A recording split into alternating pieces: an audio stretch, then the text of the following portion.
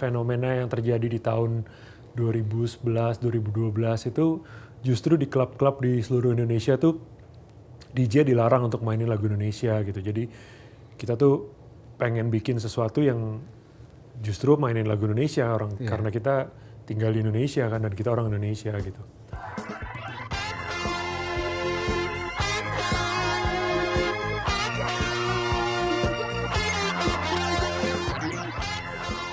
Jadi Diskoria itu terbentuk awalnya karena memang saya dan Aat sudah berteman lama, kita sama-sama hobi mengkoleksi piringan hitam. Kemudian kita juga suka mengumpulkan piringan hitam lagu-lagu Indonesia dari era yang lama lah gitu. Secara spesifik mungkin lagunya dari era 70, 80 sampai 90-an untuk piringan hitamnya. Dan kita tuh sebenarnya udah punya wacana udah lama ya, kita pengen banget bikin party full set Indonesia, full lagu Indonesia gitu, karena kita tuh belum sempet bikin acara ini gitu, sampai akhirnya kita ketemu teman-teman dari Suara Disco yang juga punya visi yang sama di tahun 2015 untuk bikin acara dengan tajuknya juga Disco Indonesia gitu. Dan disitulah akhirnya Diskoria bisa terbentuk secara informal. Karena di situ kita belum pakai nama Diskoria, kita masih nama Merdi dan Aat. Nah setelah acara Suara Disco pertama itulah akhirnya kita pikir harus kita sahkan gitu format ini dengan punya nama juga gitu, nama band lah ya. Barulah kita akhirnya pilih nama dari lagu favorit kita berdua, yaitu judul lagunya Diskoria dari penyanyi bernama Tita Sisters. Kita pengen sih lagu Indonesia itu jadi bisa dikumandangkan di klub gitu. Dan kita pilih lagu-lagu dari tahun 70-an, 80, 90-an. Kenapa? Karena banyak juga lagu-lagu pop Indonesia di saat itu yang di aransemennya tuh upbeat atau groovy. Sebagaimana layaknya musik disco gitu. Jadi kayak musiknya tuh energetik gitu. Jadi akhirnya kita pilih lah. Itulah jadi lagu-lagu yang biasa kita mainkan di DJ set kita gitu. Boleh dibilang perkembangannya sampai dengan saat ini cukup hype-nya itu cukup besar ya, cukup seru gitu, karena kita nggak nyangka juga dari awalnya kita main di klub kecil, tadinya kita pikir hanya untuk komunitas tertentu aja, akhirnya melebar main di tempat yang lebih besar, akhirnya tadinya mungkin umurnya di hanya sekitar itu aja, sekarang udah bisa lebih muda lagi gitu. Mungkin karena faktor tren juga ya. Jadi kayak orang menganggap ini menjadi sesuatu yang baru gitu, sesuatu pilihan hiburan yang baru, dan akhirnya yang lebih kami syukuri lagi sampai saat ini akhirnya bisa dibilang Diskoria adalah pekerjaan tetap bagi kami sekarang. Setelah awalnya kita hanya menganggap ini sebagai proyek sampingan yang seru gitu. Tapi akhirnya sekarang bisa full time jadi, dan bisa menghidupi keluarga juga sih. Kita Diskoria untuk Pucuk Kujang Creative Class.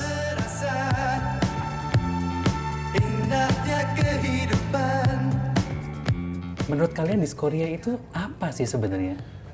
Diskoria tuh kayak kayak kendaraan yang saya sama Aat jalanin untuk kita tuh pengen membuat anak muda lebih aware terhadap musik Indonesia gitu, terutama dari sisi wisata dansanya gitu, kayak clubbing needs-nya gitu, karena kita lihat dulu nggak pernah ada DJ yang memainkan lagu Indonesia gitu di sektor klubnya. Jadi disinilah saya sama Aat pikir kita bisa membuat anak-anak ini untuk tertarik jogetan dengan lagu Indonesia dengan format DJ set gitu. Nah, Diskoria adalah kendaraannya gitu untuk kayak menularkan hasrat bagi anak-anak muda ini untuk mendengarkan lagu Indonesia sambil berdansa lah gitu. Menjadikan musik Indonesia menjadi pilihan juga ya. Jadi pilihan di antara musik yang ada sekarang. Jadi kalau kita berbicara soal Diskoria, ada yang menarik nih soal Suara Disco. Itu apa ya Suara Disco?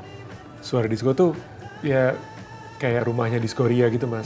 Jadi nggak akan ada Diskoria kalau nggak ada Suara Disco gitu. Jadi Suara Disco itu adalah sekumpulan anak muda yang memang punya visi yang sama dengan Diskoria, yaitu ingin bikin party dengan lagu-lagu disco Indonesia gitu. Kita bisa berjalan sampai sekarang ini memang karena ada suara disco itu gitu. Jadi Betul. kita jadi residen DJ-nya event suara disco. Disco Jadi 2015 itu Diskoria terbentuk, Suara Disco juga di situ juga. Iya, Situ. Bahkan sama. di saat pertama suara disco berjalan, saya dan Aat belum pakai nama Iya, Diskoria. belum. Oke. Masih nama Merdi dan Aat gitu. Kedua baru kita pakai ya. Baru yang setelah acara itu setiap kita manggung kita baru pakai nama Diskoria gitu. Kalau audiensnya sendiri itu gimana ya dengan apa namanya melihat penampilan kalian gitu berdua membawakan lagu Indonesia? Yang ya kita sih justru sampai sekarang tuh selalu secara konstan dikejutkan dengan keadaan yang selalu Evolutif. evolutif ya, Iya. evolusi gitu. Iya. Karena bisa dibilang gini gitu, ketika kita mulai Diskoria itu di awal bersama Suara Disco itu ekspektasi kita adalah kita akan menghibur orang tua gitu yang haus hiburan era mereka zaman dulu gitu. Jadi di acara reuni dan lain-lain, tapi ternyata tidak gitu. Ternyata komunitasnya ada yang anak-anak muda yang memang into vintage stuff gitu, stuff jadul gitu. Ada ya, jadi dan makin kesini makin bergeser, makin ketika trennya menaik ya bisa dibilang tren atau hipnya atau hype-nya itu menaik, akhirnya makin kesini makin muda gitu audiensnya, sampai akhirnya kita bisa bermain di acara anak SMP, Prom night, pensi prom ya. night, pensi, anak SMP yang padahal baru lahir di tahun 2000-an. 2000-an.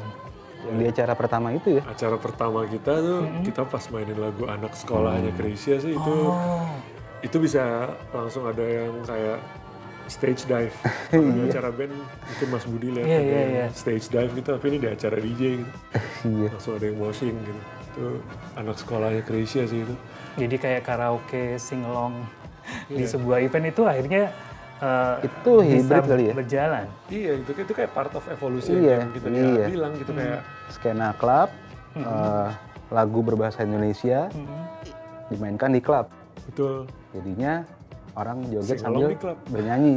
Jadi singalong di klub gitu. Oke. Jadi dari yang energinya sampai meledak-ledak lah, bisa dibilang energinya lagi pol gitu, orang sampai tadi stage dive, nyanyi, single. Sampai ketika mau pulang, lagunya yang udah kita mainin pelan-pelan, mereka juga masih ikutan slow dance, Iya. sambil nyanyi juga, karena mereka kebawa suasana dengan apa yang kita kan nggak mungkin di bagian terakhir kita mainin lagu yang seru, karena ya kalau nggak kapan pulangnya orang. Iya kan? benar. Jadi kita mainin lagu yang slow dance, yang bener yang pelan, yang sedih, mellow. Mereka masih slow dance sambil nyanyi. Dan itu menurut kita itulah kekuatan bahasanya gitu. Dan presentasi terbaik Diskoria ya. Kalau mau mempresentasikan lagu yang seperti itu, flow-nya ya di acara Suara Disco itu. Karena di situ kita main dari awal sampai habis, kita main 6 6 jam. Iya, Jadi kita mulai dari bangun lagu tuh. pembuka yang pelan, lagu yang mulai agak seru, lagu yang disco seru, orang mulai jumpalitan, sampai akhirnya kita turunin lagi ke bagian yang slow dance itu.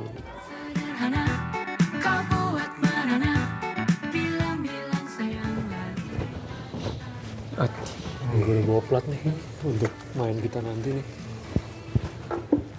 Kayak kita mulai pakai apa nih kira-kira?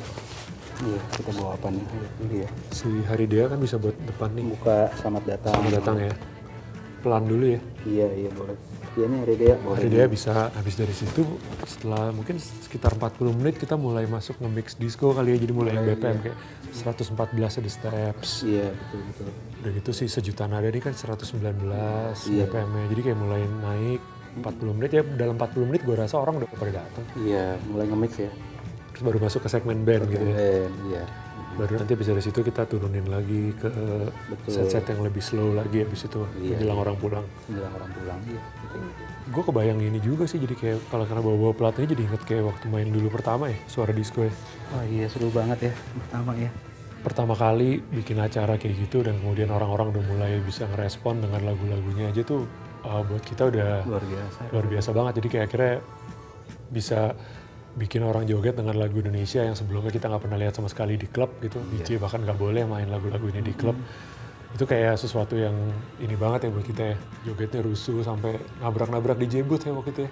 Iya, di Jebu tuh juga goyang-goyang. Di jebutnya kayu. Jadi ketika kita lagi main tiba-tiba turntable-nya bisa goyang karena orang ada yang maju nabrak.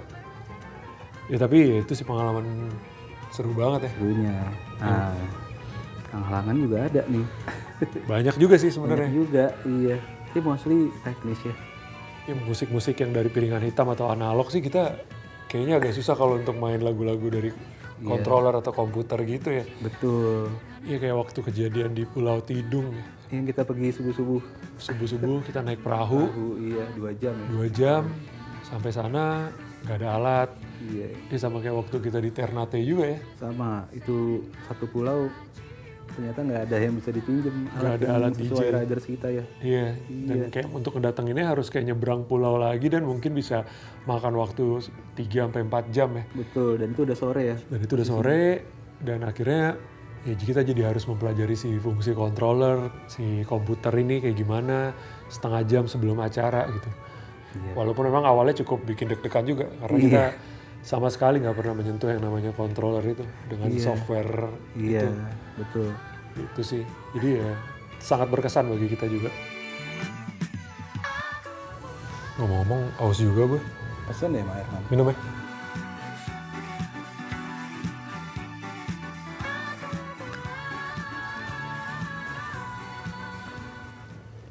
Seger. Enak nih.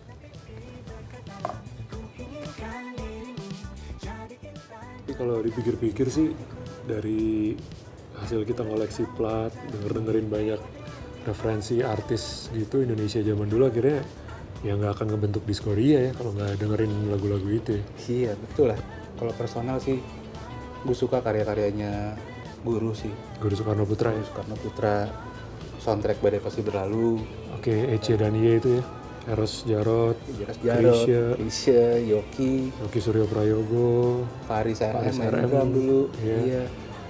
Gue mungkin kayak The Steps gitu juga, yang si Marini and The Steps tuh kayak diem-diem punya beberapa album pop disco kan, yang dia cover lagu-lagu disco luar, terus Groovy banget itu. groovy banget, terus kayak Groove Bandit yang dari era 90-an tuh juga Iya, maksudnya secara nggak langsung itu mereka udah bikin scene musik house gitu di tahun segitu gitu, di saat mungkin DJ masih meremix lagu orang doang tapi nggak bikin karya sendiri, mereka bikin gitu Groove Bandit. Berangkat dari referensi-referensi musik yang kami dengarkan tadi itu akhirnya memang membuat kita jadi ingin mengaplikasikannya dalam bentuk karya yang akhirnya lahirlah 2 single kita, yaitu balada Insan Muda dan juga Serenata Jiwa Lara. Maksudnya selain aspek musikalitas juga kalau kita juga berusaha mempelajari sejarah dari lagu tersebut gitu. Jadi kayak kenapa para penulis lagu ini menulis lagu itu dan bagaimana mereka mempresentasikan karyanya pada saat itu, yang memang menurut kita secara keseluruhan menjadi satu packaging yang sudah sempurna lah gitu. Visualnya, lagunya gitu. Jadi itulah akhirnya kita juga ketika kita bikin karya sendiri, kita juga berusaha mengaplikasikan aspek visualnya juga kayak Balada Insan Muda ya. Ya, cover dari album soundtrack Badai Pasti Berlalu. Ya karena itu satu album buat kita bagus sekali semuanya ya. Jadi covernya kita buat mirip gitu karena kita terinspirasi dengan Badai Pasti Berlalu. Begitu pula dengan single kedua kita yang memang baru rilis ya, itu Serenata Jiwa Lara. Kita pengen ada unsur seperti kayak selecta pop lah kasarnya gitu ya. Kayak bagaimana zaman dulu musik Indonesia bisa diputar di TV gitu. Jadi kita bikin video klipnya sebagaimana Mendekati pekerjaan era zaman dulu itu ya. era zaman dulu itu, jadi dengan menggunakan alat-alat musik tahun 80-an juga, dengan VHS juga, kameranya film analog. Jadi maksudnya buat kita presentasi seperti itu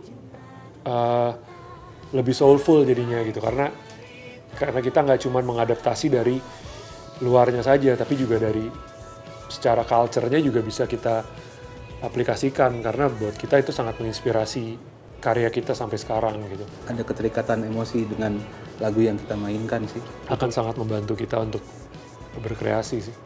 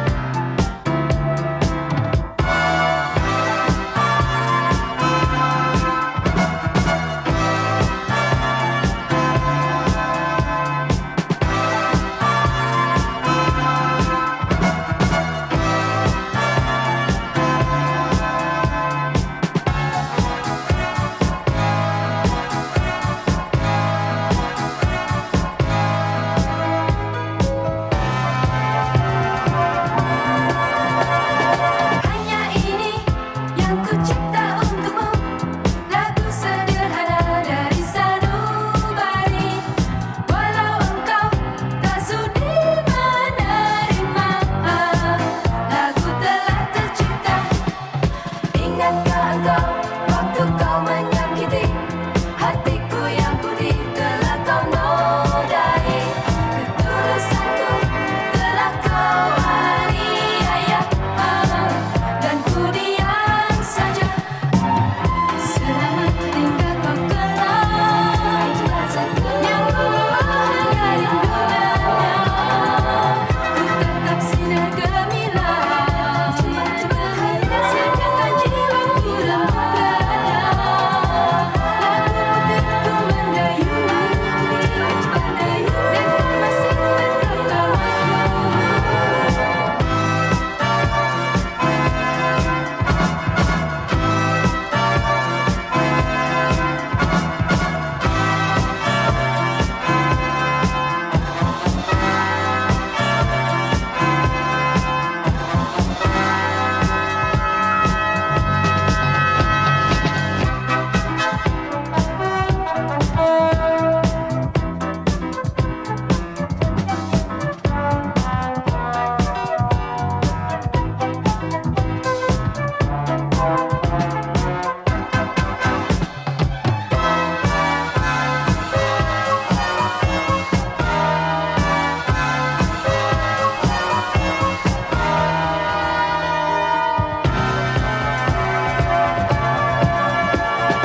Jika saja kau mau setia pada kebenaranku dan tak tercela, ku pastikan kisah kasih kita yang lubuh di dalam pujangga. Terimalah kini kasih sembahan beta sebagai balasan, hai teman. Selamat tinggal kau kenang yang ku bawa hanya rindunya.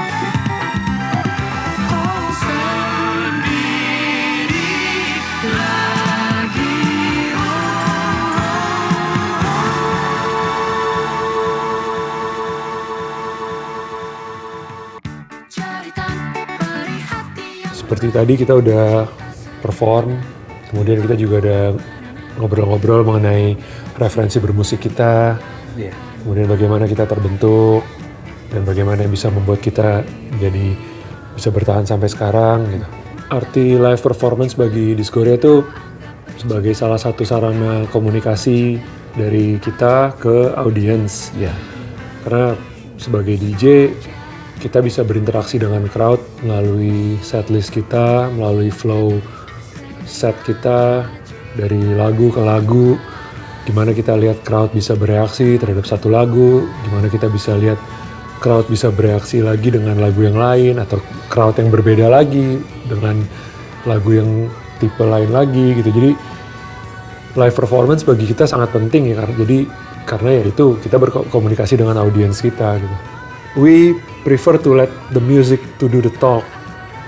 Kita tidak memikirkan gimmick, jadi kita membangun set kita dari memainkan lagu ke lagu lain sampai akhirnya orang mulai bisa ke bawah suasana dan bisa benar-benar bersenang-senang gitu tanpa harus diberikan gimmick.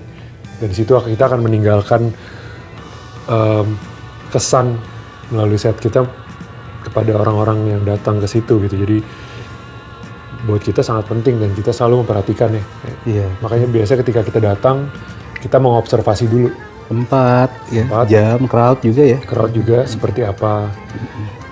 Ya, itu yang paling penting sih buat DJ. Itu tadi kamu sudah mendengarkan banyak sekali tips bagaimana live performance itu dibangun. Yang paling penting adalah bagaimana kamu bisa menghibur kami. Kami sebagai penonton tentunya. Karena pada intinya kamu sebagai penampil yang berada di panggung itu harus bisa membuat kami merasa ikut terlibat dengan apa yang kamu sajikan. Interaksi itu sangat penting. Dan kalau perlu, setiap kali latihan, kamu rekam, nanti setelah selesai latihan, kamu lihat bareng sama teman-teman kamu, dilihat bagaimana performance-nya, apakah ada yang kurang atau ditambahkan. Yang kedua, mungkin kamu juga harus melihat bagaimana tampilan kamu di atas panggung. Kurang lebih itu tadi tips yang saya bisa berikan ke kamu. Teman-teman semua, apapun yang terjadi, tetaplah berkarya dan berkreativitas dimanapun itu, dimanapun Anda berada, di rumah dan dimanapun, tetap semangat.